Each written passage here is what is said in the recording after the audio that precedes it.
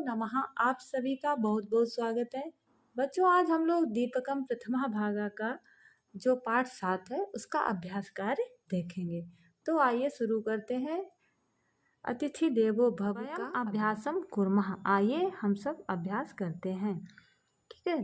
प्रश्न नंबर 1, पाठस्य आधारेण अधोलिखितानां प्रश्नानां उत्तराणि एक पदेन लिखन्तु। पाठ के आधार पर निम्नलिखित जो प्रश्न है उनके उत्तर एक पद में लिखने हैं। ठीक है। अब जो प्रश्न दिए गए हैं उनका उत्तर एक शब्द में हमें देना है। देखिए, राधिका कथम चलत स्म। राधिका किस प्रकार चल रही थी, यानी कि जब वो बहुत प्रसन्न थी तो वो किस प्रकार चल रही थी।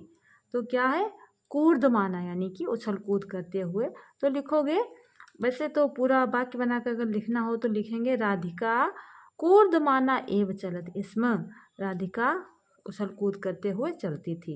लेकिन एक शब्द में या एक पद में देना है तो लिख दोगे कूर्दमाना। दूसरा देखिए, गृहे कति अतिथया संति। घर में, यानी कि राधिका के घर में कति कितने अतिथि संति हैं। राधिका के घर में कितने मेहमान हैं, तो टोटल है 5। बिल्ली, उसके 4 बच्चे। तो लिखोगे पंच। कति कितने, तो यहीं पर उत्तर आ जाता पंच। गृहे पंच अतिथया संति, लेकिन आपको एक पद में देना है तो लिख दोगे पंच। काम दृष्ट्वा सावकाः भीताः न भवन्ति। काम अर्थात किसको, दृष्ट्वा देखकर सावकाः सावक भीताः भयभीत न भवन्ति नहीं होते थे, यानी किसको देखकर बिल्ली के बच्चे डरते नहीं थे। तो लिखोगे राधिकाम। उत्तर हो जाएगा राधिकाम दृष्ट्वा सावकाः भीताः न भवन्ति। राधिका को देखकर नहीं डरते थे। आगे देखिए, मार्जार्याः कति सावकाः। मार्जारी अर्थात बिल्ली के कति कितने सावकाः हैं, यानी कि बिल्ली के कितने बच्चे बताए गए हैं, तो 2 पुत्री हैं और 2 पुत्र हैं, तो कुल मिलाकर 4 हुए। तो लिखेंगे चत्वारः मार्जार्याः चत्वारः सावकाः। ठीक है। अब कति की जगह पर एक शब्द लिख देना है, क्या, चत्वारः। आगे, राधिका मार्जार्यै किम ददाति। राधिका मार्जारी के लिए क्या देती है, यानी कि बिल्ली को क्या देती थी खाने पीने के लिए, तो लिखेंगे क्षीरम ददाति। क्या देती थी, दूध देती थी पीने के लिए। राधिका मार्जार्यै क्षीरम ददाति, तो उत्तर हो जाएगा क्षीरम। आगे, चित्रवर्णः कः अस्ति। चितकबरा कौन है, यानी कि जिसमें बहुत सारे रंग हैं वो कौन है, तो वो है सबल। तो लिख दोगे सबलः। चित्रवर्णः सबलः अस्ति, तो यहाँ पर कहा की जगह पे लिख दोगे सबलः। ठीक है, यही इसका उत्तर हो जाएगा। प्रश्न नंबर 2 देखिए, पाठस्य आधारेण अधोलिखितानां प्रश्नानां उत्तराणि पूर्णवाक्येन लिखन्तु। पाठ के आधार पर नीचे लिखे प्रश्नों के उत्तर पूरे वाक्य में आपको लिखकर बताना है। प्रश्न नंबर 1 देखिए, मार्जारी सावकानां नामानि कानि।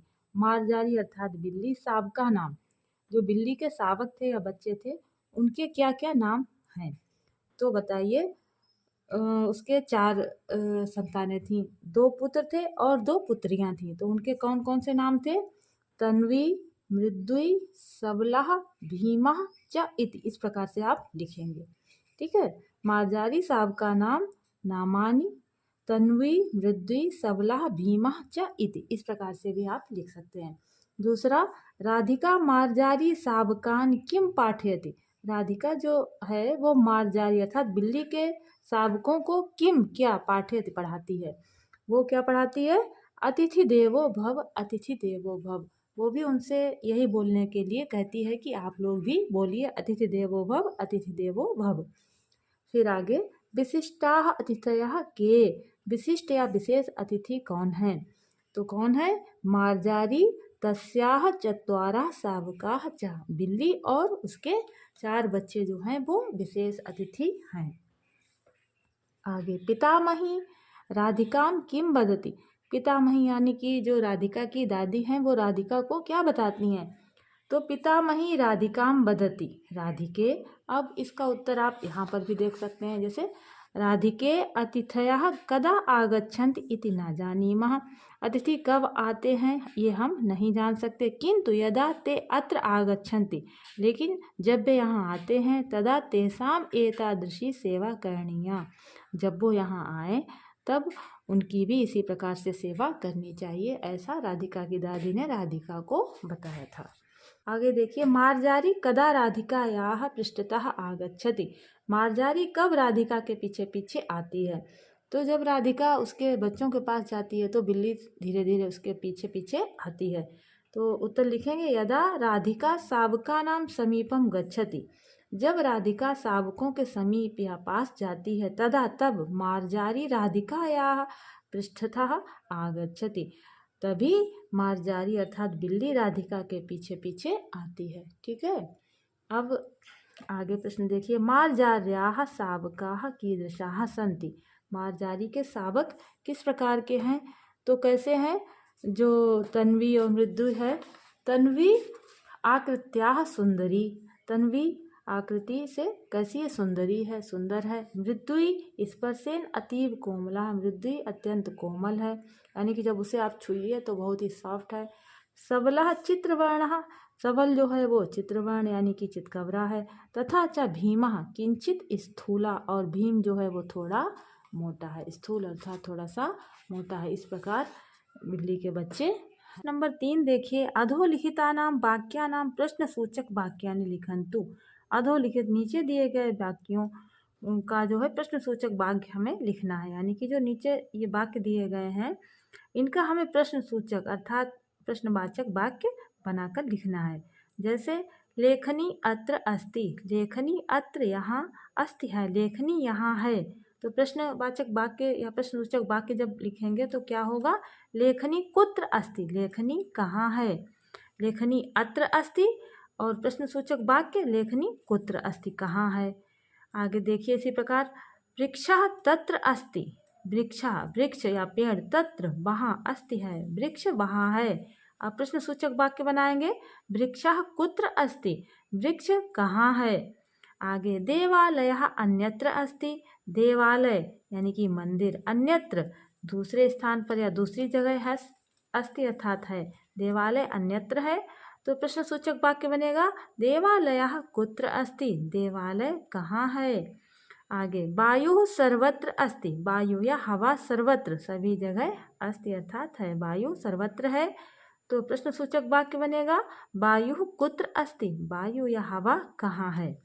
इसी प्रकार आगे बालकाः एकत्र तिष्ठन्ति। बालक एकत्र एक जगह तिष्ठन्ति अर्थात बैठते हैं। प्रश्नसूचक वाक्य बालकाः कुत्र तिष्ठन्ति। बालक कहाँ बैठते हैं। आगे इसी प्रकार देखिए माता अत्र अस्ति। माता यहाँ है। अब प्रश्नसूचक वाक्य कैसे बनाएंगे? माता कुत्र अस्ति। माता कहाँ है। तो ये तो देखिए बहुत सरल था, आप लोग समझ गए होंगे उदाहरणों के माध्यम से। इसी प्रकार आप अन्य वाक्यों का निर्माण भी कर सकते हैं। ठीक है। पिता अत्र अस्ति। तो जो प्रश्नसूचक वाक्य बनाएंगे तो लिखेंगे पिता कुत्र अस्ति। भ्राता अत्र अस्ति। भ्राता कुत्र अस्ति। भगिनी अत्र अस्ति। भगिनी कुत्र अस्ति। इसी प्रकार से बहुत सारे प्रश्नों को आप अभ्यास कार्य में कर सकते हैं। प्रश्न नंबर 4 देखिए। यहाँ पर जो चित्र बना है, यहाँ पर एक टेबल या मेज है तो उस पर कुछ सामान रखा है। इन्हें आप देख लीजिए कि कौन कौन सा सामान रखा है। अब देखते हैं प्रश्न। उत्पीठिकायां किम अस्ति किम नास्ति इति चित्रम दृष्ट्वा लिखन्तु। उत्पीठिका अर्थात ये जो मेज है उस पर किम अस्ति क्या है, किम नास्ति क्या नहीं है, यह चित्र देखकर लिखना है। उदाहरण देखिए। उत्पीठिकायां पुस्तकम अस्ति। उत्पीठिका अर्थात मेज पर, पुस्तकम पुस्तक है तो पुस्तक रखी है, इसका मतलब हो गया पुस्तकम अस्ति। अब देखिए उत्पीठिकायाम घटी नास्ति। उत्पीठिका अर्थात मेज पर, घटी कहते हैं घड़ी को, नास्ति नहीं है। आपको कहीं दिखाई दे रही है? नहीं। तो उत्पीठिका पर घड़ी नहीं है। तो जो चीज़ है अस्ति और जो नहीं है उसके लिए नास्ति लिखेंगे। अब ये दो तो उदाहरण में आगे देखिए लेखनी। उत्पीठिकायाम लेखनी कहीं आपको दिखाई दे रही? लेखनी या कलम तो नहीं है, तो लिखेंगे उत्पीठिकायाम लेखनी नास्ति। नास्ति अर्थात नहीं है। फिर चषकः लिखा है। चषकः कहते हैं गिलास को। तो उत्पीठिकायाम चषकः ये भी नहीं है तो लिखेंगे नास्ति।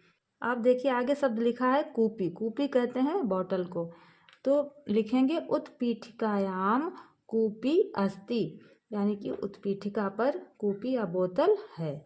आगे शब्द है स्यूतः। स्यूतः कहते हैं थैले को या झोले को, तो लिखेंगे उत्पीठिकायाम स्यूतः अस्ति।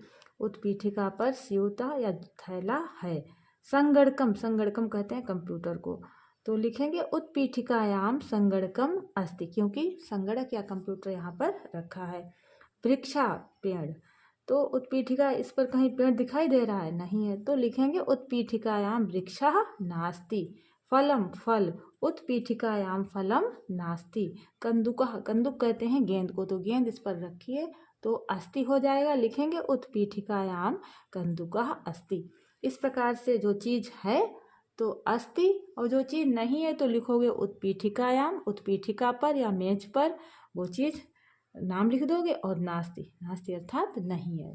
प्रश्न नंबर 5 देखिए, रेखा चित्रम दृष्ट्वा उदाहरणानुसारम वाक्यानि लिखन्तु।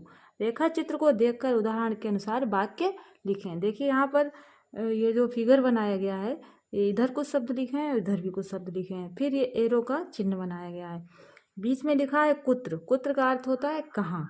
आप सबसे पहले उदाहरण देखते हैं कि कैसे हमें बनाना है।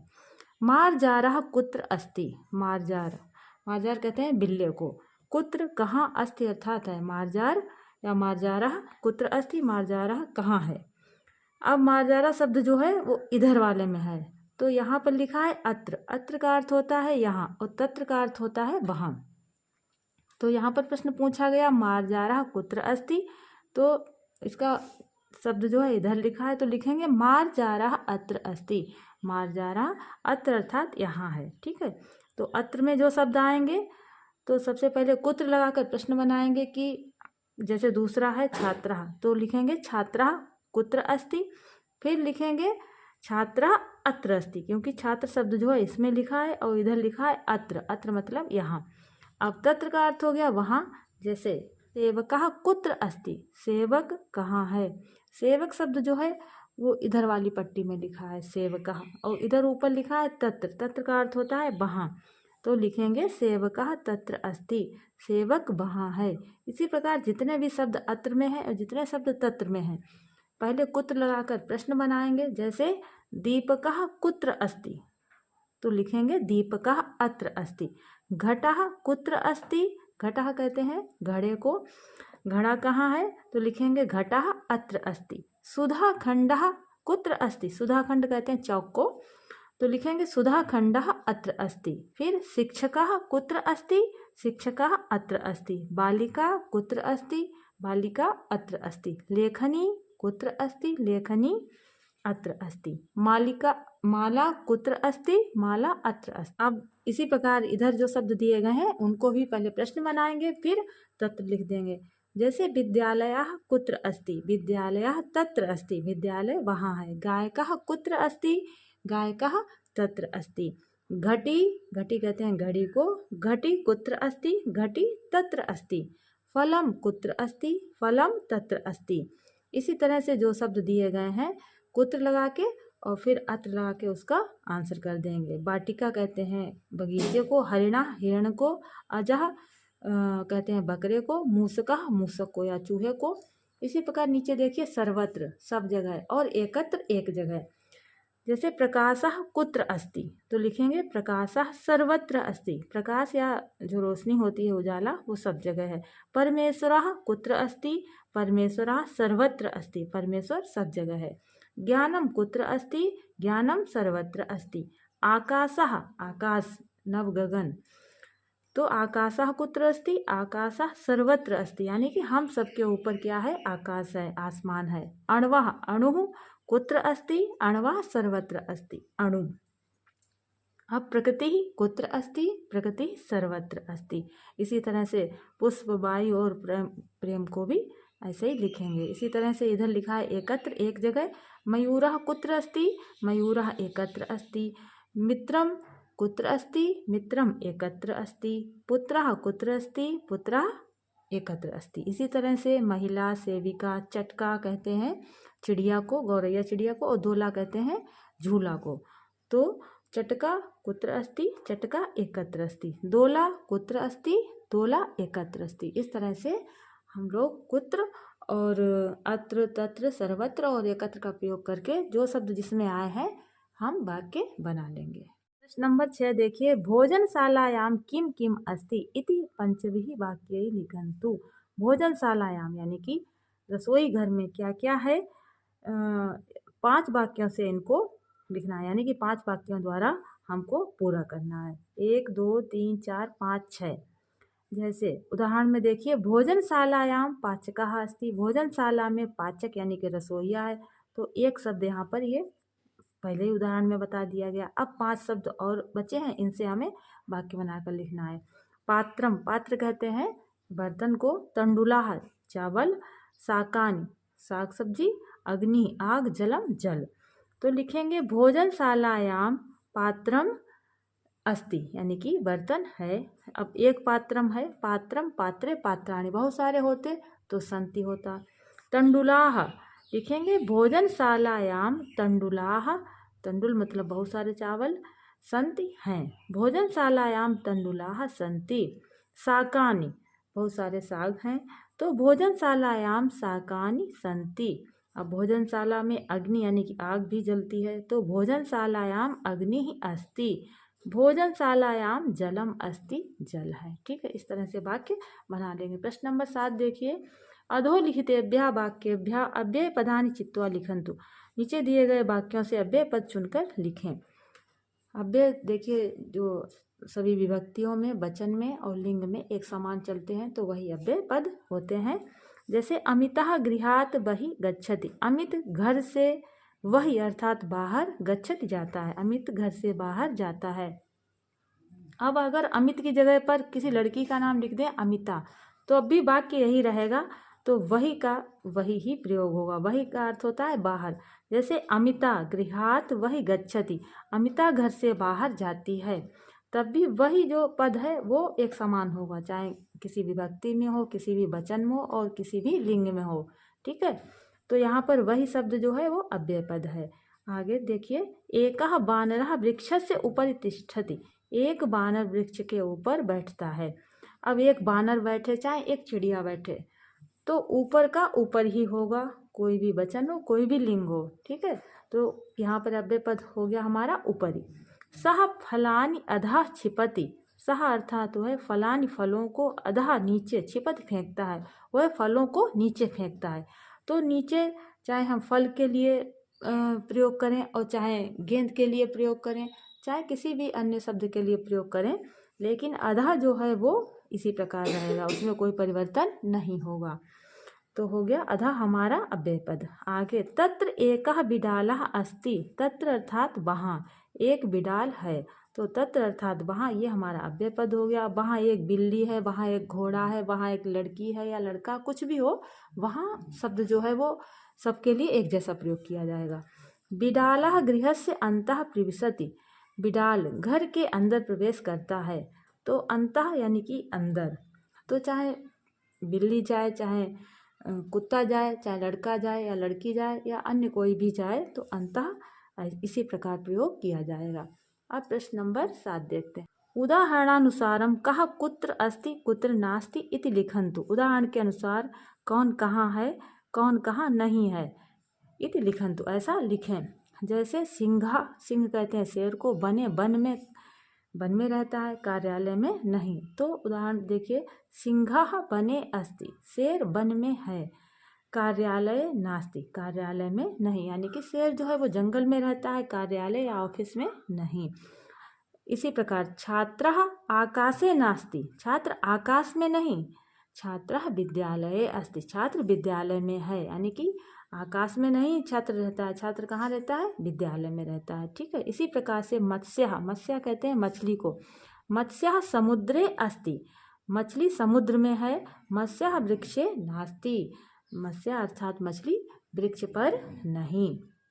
आगे, मधुरता लड्डू के अर्थात लड्डू में मधुरता यानी कि मिठास होती है। आप सभी लोग जानते हैं लड्डू मीठा होता है, तो लिखेंगे मधुरता लड्डू के अस्ति, कसाये लड्डू के नास्ति, यानी कि लड्डू मीठा होता है, कसाया यानी कि कसैला या खट्टा नहीं होता है। ठीक है, तो मधुरता लड्डू के अस्ति, कसाये लड्डू के नास्ति। अब उष्णता कहते हैं गर्मी को, उष्णता सूर्य अस्ति, यानी कि गर्मी जो है किसमें होती है, सूर्य में होती है, उष्णता चंद्रे नास्ति। और ऐसे भी लिख सकते हैं उष्णता सूर्य अस्ति चंद्रे नास्ति। इस प्रकार से जैसे इधर मैंने सही का निशान लगाया है तो रहती है, जिसमें क्रॉस का लगाया है तो उसमें नहीं। ठीक है। बानरः नद्याम, नदी में या वृक्ष पर, तो बानर सभी लोग जानते हैं वृक्ष पर रहता है, तो बानरः वृक्षे अस्ति नद्याम नास्ति। अब नौका कहते हैं नाव को, नौका कहाँ रहती है? जल में रहती है, तो नौका जले अस्ति, नौका पर्वते नास्ति, नौका जल में है, नौका पर्वत पर नहीं है। अज्ञानम, अज्ञान कहाँ रहता है? पंडित के पास रहता है कि मूर्ख में? तो अज्ञान जो है मूर्ख में रहता है, तो अज्ञानम मूर्खे अस्ति, मूर्ख में अज्ञान रहता है। अज्ञानम पंडिते नास्ति।